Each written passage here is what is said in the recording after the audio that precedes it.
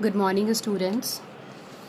Today we will be studying plains. In last class we did the significance of the plateaus. I hope you all have read out the chapter till the significance of the plateaus. Today we will be doing plains. Okay. So we are in this chapter we are reading a different types of the land forms. हम लोग अलग अलग तरीके के land forms को पढ़ रहे हैं. उनमें से एक तरीका जो है one of the type is of the land forms is the plains. ठीक है, यानी कि हम लोग इसको इजी लैंग्वेज में ये समझ सकते हैं कि जिस एरिया पर ज़्यादा पॉपुलेशन रहती है, जहाँ पे खेती करना पॉसिबल होता है, उसे हम लोग प्लेन्स बोलते हैं. यानी कि जैसे कि Lucknow, it is a plane area, है ना, यहाँ जहाँ पर हम लोग कंस्ट्रक्शन कर लेते हैं. तो one of the flat low land topography area is known as a plains. Areas of flat and low land topography are termed as plains. ठीक है, फ्लैट एरिया, लो लैंड टोपोग्राफी, प्लाट्यू से भी नीचे होगा, जिस पे हम लोग रहते हैं उसे हम लोग प्लेन्स बुलाते हैं. कोस्टल प्लेन्स जनरली, अब कोस्टल प्लेन्स क्या होता है? Rise from the sea level until they meet a higher land form such as a mountain or plateaus. Coastal plains क्या होता है? तो ये सी लेवल से थोड़ा ऊपर होता है और क्या होता है, ये तब तक ऊंचा जाता है जब तक कि वो माउंटेन या किसी प्लेट्यूज से मिल ना जाए. इनलैंड प्लेन्स में ऑल्सो भी found at a high altitudes. Inland plains भी जो है वो बहुत ऊंची हाइट पे जाते हैं. Most of the plains have been formed by the deposition of the sediments brought down by the reverse.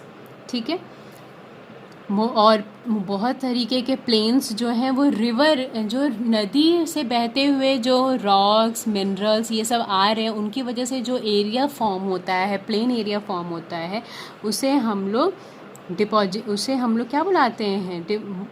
वो भी एक one of the way of the plains का है. Besides rivers, some plains have also been formed by the action of wind, moving ice and tectonic activity. Plains have an average height of less than 200 metre. तो प्लेन की हाइट जो है वो 200 metre के से भी कम होती है. ठीक है, सी लेवल से इसको नापा जाता है, यानी नदी से इसकी हाइट को नापी जाती है. नदी अगर उसके आसपास कोई नदी बह रही है तो उससे ऊंची अगर कोई प्लेन एरिया है, लैंड है, उसकी हाइट जो होती है वो 200 मीटर से भी कम होती है. अब there are different types of the plains. ठीक है, थ्री कैटेगरीज में इनको डिवाइड किया गया है. One is the structural plains. Structural plains are characterised by the depressions which are formed from the horizontally bedded rocks. अब अर्थ का जो स्ट्रक्चर है, जो रॉक, वो अर्थ का जो लैंड एरिया है उसमें डिफरेंट रॉक्स के लेयर्स होते हैं. आगे आप लोग क्लासेस में पढ़ेंगे.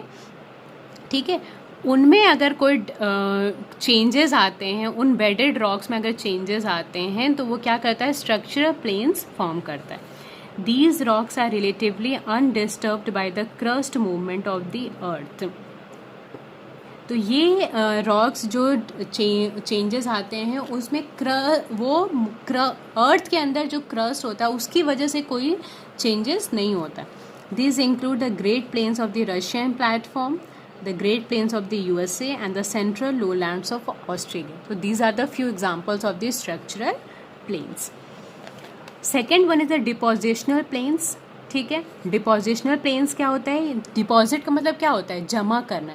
तो वो प्लेन एरिया जो किसी चीज़ से इकट्ठा होकर बनती हैं, किसी चीज़ से कलेक्शन से बनती हैं, they are known as a deposition planes.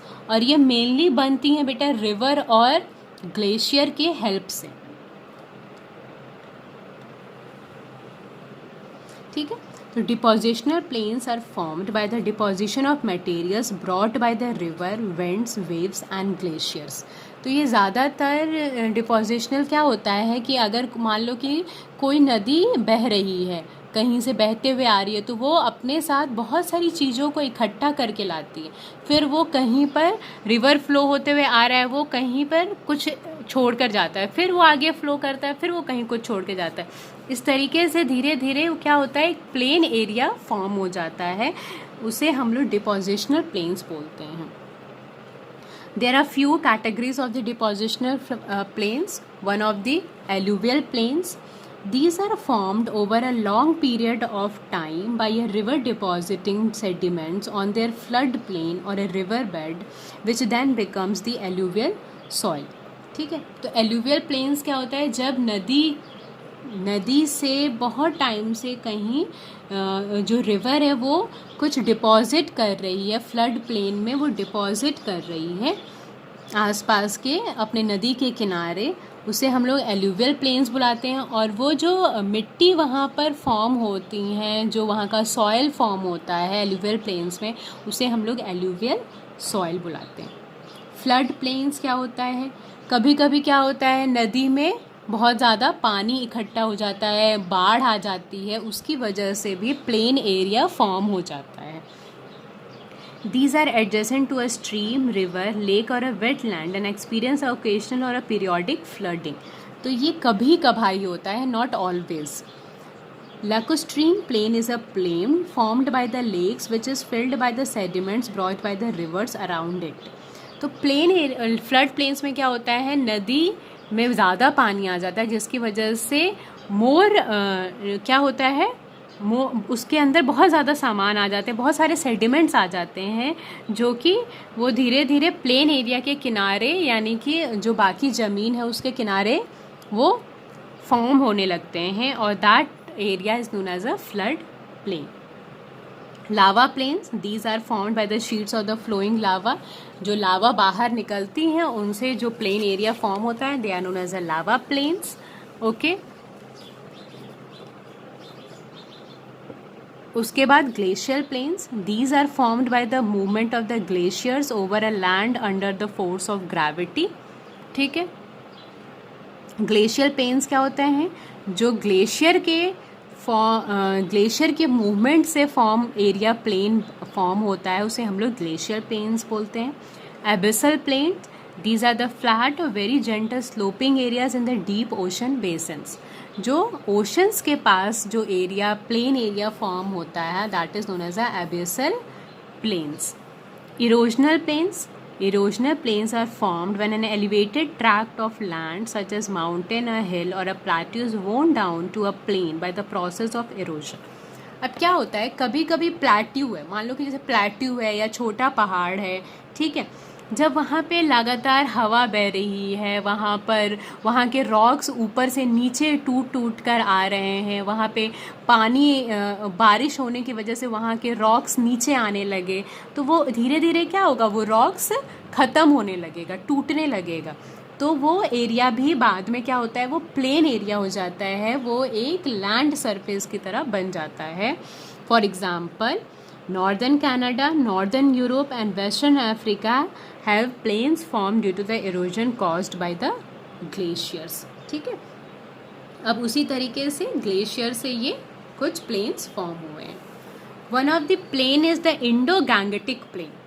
ठीक है, इंडिया में जो प्लेन एरिया है वो इंडो गैंगेटिक प्लेन एरिया है, which is very important. Okay, हम लोग जिस प्लेन एरिया में रहते हैं that is known as a Indo Gangetic plane.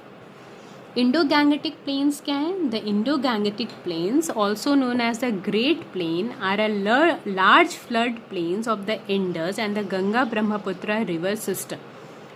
जब गंगा ब्रह्मपुत्र रिवर और इंडस नदी में बहुत ज़्यादा फ्लड आया, उसकी वजह से जो प्लेन एरिया फॉर्म हुआ, that is known as the Indo Gangetic plain. They run parallel to the Himalayas from the Jammu and Kashmir in the west to the Assam in the east and drain most of the northern and eastern India. तो ये क्या होता है, कश्मीर के parallelly ये Indo Gangetic plains है. देखो ये वर्ल्ड का मैप है, इसमें देखो इंडो गैंगेटिक प्लेन्स दिया हुआ है. तो ये कश्मीर का जो पहाड़ है उसके पैरेलल ये प्लेन एरिया चल रहा है. ठीक है, ये असम तक जा रहा है बेटा. ठीक है, एंड नॉर्थ, तो यहाँ पे ये डायरेक्शन दिया हुआ है इंडो गैंगेटिक प्लेन का. अब जैसे कि माउंटेन्स के इम्पोर्टेंस थे, प्लेट्यूज का इम्पोर्टेंस था, उसी तरीके से प्लेन एरिया का भी बहुत इम्पोर्टेंस है. अब प्लेन एरिया में तो हम लोग भी रहते हैं, तो क्या इम्पोर्टेंस है, वी कैन से कि हम लोग आराम से फार्मिंग कर लेते हैं, एनिमल रेयरिंग कर लेते हैं, बहुत ज़्यादा पॉपुलेशन रह सकती है। अगर प्लेन एरिया नहीं होगा तो क्या आप रह पाओगे? नहीं, है ना। उसी तरीके से कंस्ट्रक्शन कर सकते हैं हम लोग, बड़ी बड़ी बिल्डिंग्स बना पाते हैं प्लेन एरिया में। क्या आप पहाड़ में एक बड़ा सा स्कूल बना सकते हो, या फिर एक बड़ा आप बिल्डिंग कंस्ट्रक्ट कर सकते हो पहाड़ में, माउंटेन एरियाज़ में? नहीं, आप उसे सिर्फ प्लेन एरिया में ही कंस्ट्रक्ट कर सकते हो। तो let us see what are the importance of the plains. The plains are heavily populated as they attract settlements, है ना। तो प्लेन क्या होता है? एक लैंड, एक प्लेन सरफेस एरिया होता है, जैसे ये पेपर है, तो यहाँ पर बहुत ज़्यादा पॉपुलेशन आराम से रह सकती है। The flat and even land is very conducive for setting up big industries and for developing a network of transport and communication to flourish. अब लैंड एरिया प्लेन होता है, फ्लैट होता है, जिसकी वजह से क्या होता है? बहुत ईजी है ट्रांसपोर्ट सर्विस के लिए, कम्युनिकेशन करने के लिए, रोड्स बनाने के लिए, या बड़ी बड़ी industries. As river reach the plains, they slow down. These rivers result in deposition of the silt and alluvium on the plains to make the soil very fertile and good for agriculture. अब जब plane area में river आता है, mountains में बहुत तेज़ी से बहता है, उसी तरीके से प्लेन्स में जब रिवर आता है तो उसकी स्पीड जो है वो धीरे हो जाती है, जिसकी वजह से एल्यूविलियम और स्लिल्ट का डिपोजिशन बहुत ईजली क्या होता है? होने लगता है प्लेन एरियाज़ में, जिसकी वजह से वहाँ का सॉइल जो है वो फर्टाइल हो जाता है और एग्रीकल्चर के लिए बहुत बढ़िया होता है। Coastal plains provide an ideal base for establishing industries related to sea products and other elite industries.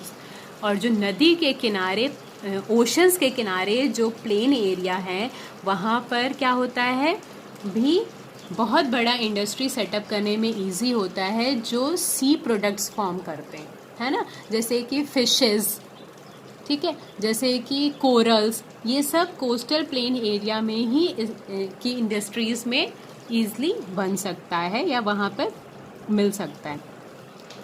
8 of the leading wheat producing states in the United States and the prairie provinces in the Canada lie in the Great Plains of the North America. अब देखो, जो गेहूँ जो production होता है वो सबसे ज़्यादा प्लेन एरियाज़ में होता है। और वो कौन कौन से होते हैं? कुछ स्टेट्स यूनाइटेड स्टेट्स के स्टेट हैं, prairies provinces in the Canada, है ना। ये सब कहाँ plain? Great plains of the North America.